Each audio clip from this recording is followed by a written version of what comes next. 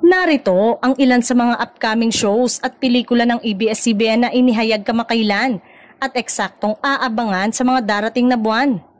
The Alibay, isang romance suspense drama na muling pinagbibidahan ni Kim Chiu at Paolo Avellino.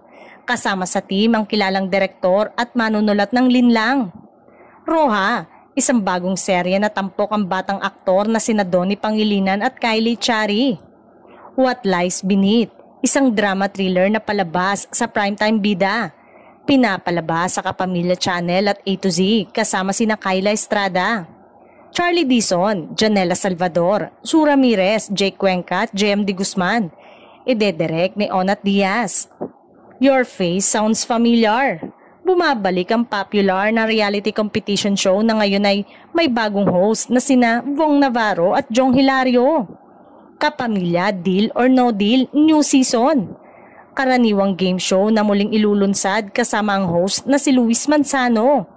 Kabilang din ang star-studded film na mga pelikula na Meet, Greet and Buy, isang family drama na mula sa Star Cinema na pinagbibidahan ni Maricel Soriano, Piolo Pascual, Joshua Garcia, Bel Mariano at Juan Carlos.